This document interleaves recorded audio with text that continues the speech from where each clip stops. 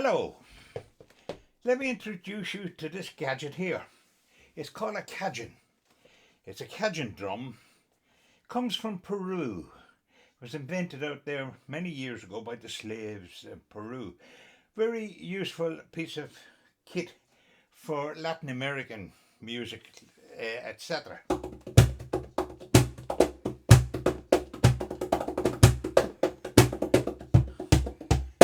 That type of thing. I'm going to use it here on a very old recitation called The Green Eye of the Little Yellow God. And I'm going to use it to give me the beat for that recitation. This recitation concerns a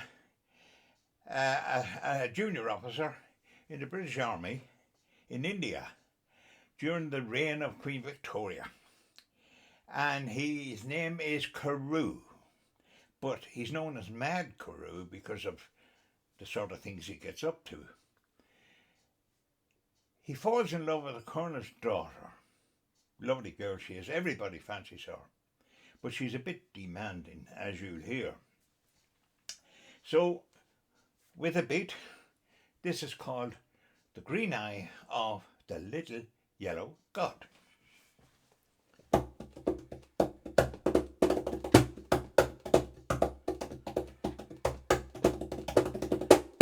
There's a one-eyed yellow idol to the north of Kathmandu.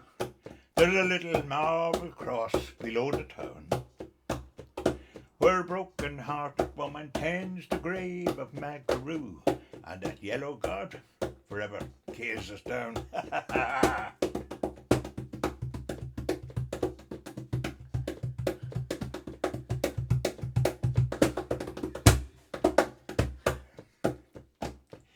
He was known as Mad Carew by the subs of Kathmandu.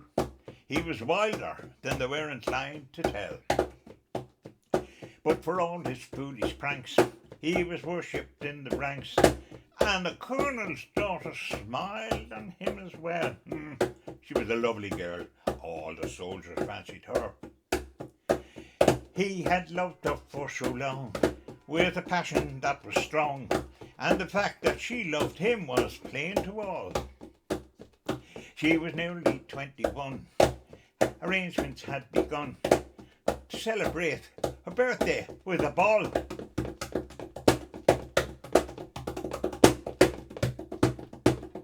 I don't suppose it was that kind of ball, but however, he wrote and asked what present she would like from Mad Carew. They met next day as he dismissed the squad, and jestingly she told him nothing else would do but the green eye of the little yellow god.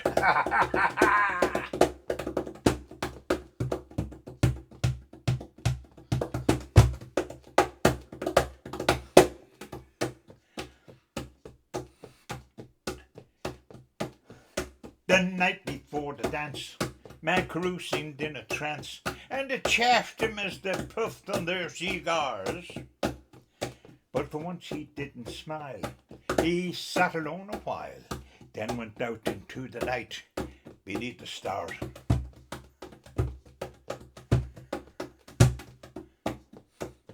He returned before the dawn, his shirt and tunic torn, and a gash across his temple dripping red.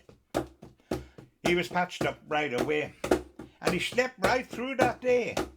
And the colonel's daughter watched beside his bed. Very caring girl she was, and she did love him, you know. He awoke at last that his tunic be brought through. She brought it. He thanked her with a nod. Thank you, darling. Then he told her, search the pockets, saying that's from Mad Carew.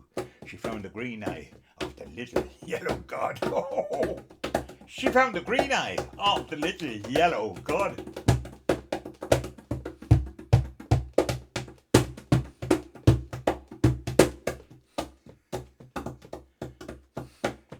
Yes, when the ball was at its height on that still and tropic night, she thought of him and hastened to his room. As she crossed the barrack square, she could hear the dreamy air of a waltz tune stealing softly through the gloom.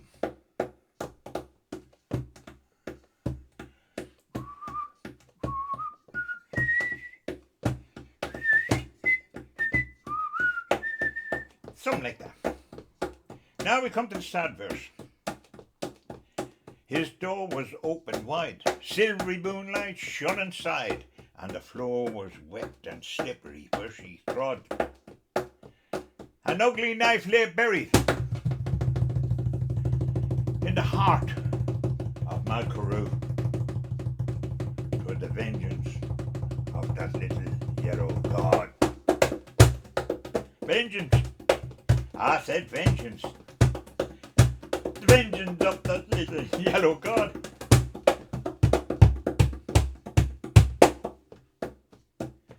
Ah, yes. There's a one-eyed yellow idol to the north of Katmadu. There's a little marble cross below the town, where a broken-hearted woman tends the grave of Malcarew. And that yellow god forever gazes down. Yes, that little god forever gazes down.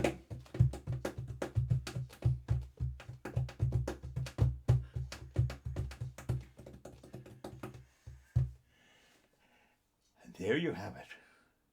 And now, if you'll excuse me, I'll go and turn this damn thing off.